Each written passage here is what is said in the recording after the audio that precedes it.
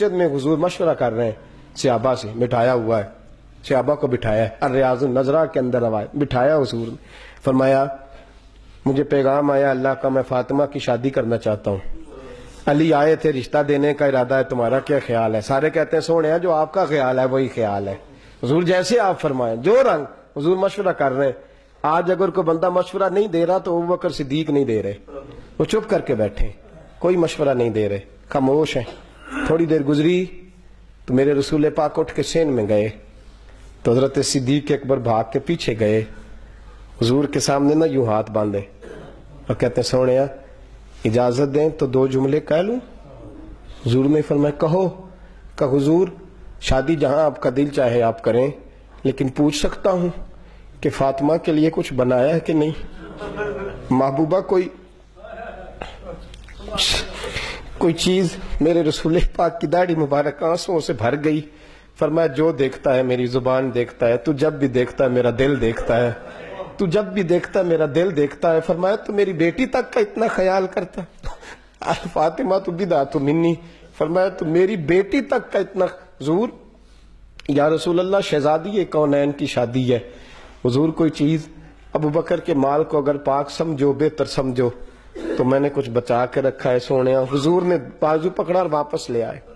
اگلے لفظ ابن ماجہ کے ہیں، حضور نے فرمایا لوگوں مجھے کسی کے مال نے اتنا نفع نہیں دیا جتنا ابو بکر کے مال نے دیا ہے، اور فرمایا سب کے احسانوں کے بدلے چکا دیے ہیں، اس کا بازو پکڑ کے اللہ کی بارگاہ میں لے جاؤں گا اور میں کہوں گا سونے اس کی بڑی نیکیاں ہیں، تو میرا مالک ہے، تو بدلے جھکا۔ ابن ماجہ میں لفظ ہیں ابو بکر صدیق آج پتہ نہیں کیا حالت ہوئی، آج تڑپ اٹھے۔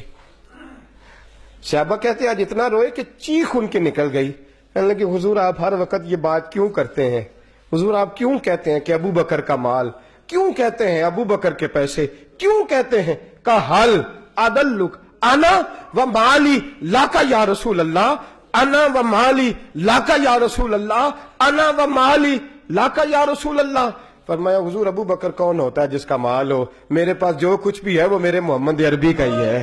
فرمایا میں کون ہوتا ہوں؟ انا و مالی لاکا یا رسول اللہ، حضور میں بھی آپ کا، میرا مال بھی آپ کا۔ حضور میں فرمایا حضور بڑے لوگ ہیں جو مکے کی منڈی میں آج بھی کھجوریں بیچتے ہیں، انہیں جانتا کوئی نہیں، بڑے ہیں جو مدینے کی منڈی میں یا رسول اللہ آج بھی گندم اور چاول بیچتے اور فروخت کرتے ہیں، جانتا کوئی نہیں۔ ایک ابو بکر ہے جس کے ساتھ جبریل بھی آ کے باتیں کرتے ہیں، ایک ابو بکر صدیق ہیں جن کے لیے پہلے ہی جنت کی گارنٹی، انا و مالی لاکا یا رسول اللہ۔ سونے ابو بکر کا مال کی حیثیت رکھتا ہے، میں بھی آپ کا، میرا مال بھی آپ کا۔ یہ رنگ محبت کا اور یہ شان سیدنا صدیق اکبر کی جو میرے رسول کریم صلی اللہ تعالی علیہ وسلم کے سامنے انہوں نے پیش فرمائی۔ میرے دوستو ہر موقع پر، ہر مقام پر، ہر انداز میں میرے رسول کریم صلی اللہ تعالی۔ اور جب وقت آیا میرے محبوب پاک کے وصال ظاہری کا تو حضور نے فرمایا مروا ابا بکر یصلی الناس، فرمایا ابو بکر کو حکم کرو، ابو بکر کو حکم کرو کہ لوگوں کو نماز پڑھائے، ابو بکر صدیق کو حکم دو کہ لوگوں کو نماز پڑھائیں، حکم دو۔ سیدہ عائشہ صدیقہ رو پڑی، کہنے لگی یا رسول اللہ آپ کا مصلی خالی دیکھیں گے تو میرے والد برداشت نہیں کر سکیں گے، یا رسول اللہ کیسے کھڑے ہوں گے، طاقت ہی نہیں۔ فرمایا مر ابو بکر یصلی الناس، حکم دو ابو بکر کو لوگوں کو نماز پڑھائے۔ حضور خالی مصلی دیکھ کے طاقت نہیں رکھتے کھڑے ہونے کی۔ حضور علیہ الصلوۃ والسلام نے فرمایا تیسری میں تمہیں کہتا ہوں حکم دو، اور اگلے لفظ کیا ہے؟ فرمایا نہ مومنوں کو گوارا ہے، نہ اللہ کو گوارا ہے، نہ اس کے رسول کو گوارا ہے کہ ابو بکر کی موجودگی میں دوسرا کوئی امام بن سکے، نہ اللہ کو گوارا ہے، نہ مومنوں کو گوارا ہے، نہ اس کے رسول کو گوارا ہے کہ ابو بکر کی موجودگی میں کوئی دوسرا امام۔ دیکھو نا کیسی بات ہے۔ حضرت مجدد الفسانی رحمت اللہ علیہ مکتوبات شریف کے اندر کمال کرتے ہیں، بات فرماتے ہیں قانون ہے کہ جس جگہ کی مٹی لے کے کسی کو پیدا کیا جاتا ہے وہیں اس کی قبر بنتی ہے، جس جگہ سے خمیر پہنچی وہیں پہ خاک جہاں کا خمیر تھا، جہاں سے مٹی لے کے انسان کو بنایا جاتا ہے اسی جگہ اس کی قبر بنتی ہے۔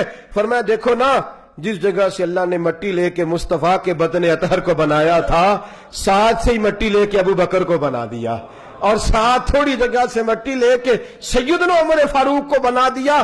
فرمایا جن کی مٹی کا خمیر برابر کا ہو ان کا روزہ بھی برابر میں ہے اور صبح قیامت جنت میں مکان بھی برابر ہی ہوں گے. یہ برابر ہیں اور برابر ہی ان کے مکانات رہیں گے. حضور نے ساتھ میں ان غلاموں کو قدموں میں جگہ عطا فرمائی ہے. میرے دوستو یاد رکھو سیدنا ابو بکر صدیق رضی اللہ تعالیٰ عنہ کا جو مرتبہ میرے رسول کریم صلی اللہ علیہ وسلم نے بیان فرمایا. اور پھر حضور نے فرمایا خالی محبت نہیں، اس نے اپنے آپ کو رنگ میں بھی رنگا ہے. فرمایا 360 عادتیں ہیں اللہ کی جو بندوں میں ہونی چاہیے. محبت، پیار، سخاوت جو بندوں کے اندر ہونی چاہیے. ایک بھی اگر کوئی بندہ اپنے اندر پیدا کر لے تو اللہ بے حساب جنت دے دے گا. حضرت صدیق اکبر کہنے لگے حضور میرے اندر بھی کوئی پائی جاتی ہے. فرمایا نہیں. حضور کیا مطلب؟ فرمایا کوئی نہیں، تیرے اندر 360 ساری کی ساری پائی جاتی ہیں، ساری کی ساری تیرے اندر پائی جاتی ہیں. میرے سیدنا صدیق اکبر کی میرے دوستو اخلاقیات حاصل کرنے کے طور پر بھی حضور علیہ الصلوۃ والسلام نے فرمایا میری امت پر سب سے زیادہ رحم کرنے والی ذات ابو بکر صدیق کی ذات ہے. میری امت پر سب سے زیادہ رحم کرنے والے. اور فرمایا صبح قیامت نبیوں کے بعد اللہ ابو بکر کو کھڑا کرے گا جو کہیں گے کہ یا اللہ میرے محبوب کی امت کو معاف فرما دے. اور بڑا ہی خوبصورت جملہ ہے، مولا رومی نے لکھا ہے، فرماتے ہنس پڑے سیدنا صدیق اکبر مولا علی کو اور کہنے لگے علی تجھے مبارک ہو. حضور نے فرمایا تھا قیامت کے دن علی جنت کے دروازے پہ بیٹھے گا اور جس کو علی اجازت دے گا وہی جنت میں جائے گا. تو حضرت علی رو پڑے، کہنے لگے تمہیں تھوڑی بات بتائی ہے، اگلی بات میرے مصطفیٰ نے مجھے بتائی ہے. فرمایا اگلی بات کیا ہے؟ فرمایا حضور نے فرمایا علی جنت میں صرف اسی کو بھیجنا جو ابو بکر سے محبت کرنے والا ہوگا، صرف اسی کو جنت میں بھیجنا جو ابو بکر سے پیار کرنے والا ہوگا.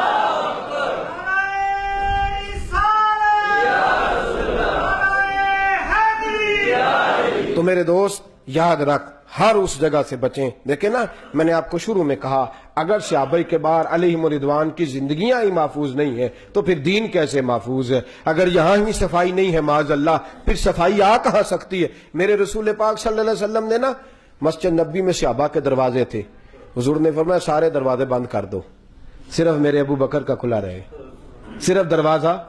اور اس میں ایک حکمت مفسرین نے یہ بیان فرمائی ہے کہ باقی کسی اور نے تو نماز پڑھانے نہیں نہ ہونا، ابو بکر نے امامت کرنی ہے لہذا ان کا دروازہ کھلا رہے.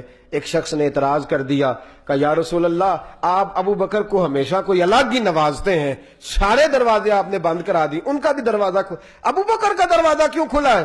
تو حضور نے فرمایا تیرے دروازے پہ اندھیرا ہے اور ابو بکر کے دروازے کو جب بھی دیکھتا ہوں مجھے نور ہی دکھائی دیتا ہے، نور ہی دکھائی دیتا ہے ابو بکر کا دروازہ جب دیکھتا ہوں. گویا میرے رسول پاک صلی اللہ علیہ وسلم نے فرمایا کہ آج بھی میں نے نور وہاں داخل کر دیا ہے اور قیامت تک اس دروازے سے لوگوں کو نور ہی ملتا رہے گا. بڑا کچھ بند کر دیا ہے اس حکومت نے، لیکن حضرت صدیق اکبر کے گھر کا دروازہ آج بھی کھلا ہے. آج بھی مسجد نبی میں اور بورڈ لگا ہے آزا خوخہ صدیق اکبر، اور بخاری میں پورا باب ہے حضرت صدیق اکبر کے دروازے کا.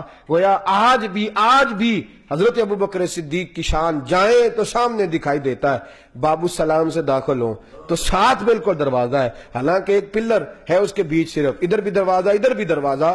تو جو اگلا والا دروازہ ہے وہ سیدنا صدیق اکبر کا دروازہ ہے، اور اندر داخل ہوں تو سامنے بورڈ لگا ہے آزا خوخہ صدیق اکبر کہ یہ سیدنا صدیق اکبر کے گھر کا دروازہ ہے. میرے دوستو حضور نے 3 حکم ہمیں لگائے ہیں. ایک تو فرمایا ابو بکر کا شکریہ ادا کرو، کریں گے؟ وہ کیسے ادا ہوتا ہے؟ ان کا ذکر کر کے. اور دوسرا حضور نے فرمایا ابو بکر صدیق کی فرما برداری کرو. وہ فرما برداری کیا ہے؟ رسول اللہ سے محبت کریں، یہ ان کی سیرت ہے. تو ان سے نبی پاک سے محبت گویا سیدنا صدیق اکبر کی تابعداری ہے. اور تیسرا حضور علیہ الصلوۃ والسلام نے فرمایا میرے ابو بکر سے پیار کرو. کرنا چاہیے. بچوں کا پوتوں کا کوئی نام پوچھے تو مشورہ دینا چاہیے کہ ابو بکر صدیق رکھ لو. کبھی کبھی کسی ڈائری پہ اپنے قلم سے سونا کر کے ابو بکر صدیق لکھنا چاہیے، ان کے اقوال یاد کرنے چاہیے، ان سے پیار کرنا چاہیے، ان کی زندگی کو اپنانا چاہیے. یہ ہمارے نبی نے ہمیں حکم دیا ہے. ہمیشہ مدحت خیر الانام میں گزرے، دعا ہے یہ عمر درود و سلام میں گزرے. وآخر دعوانا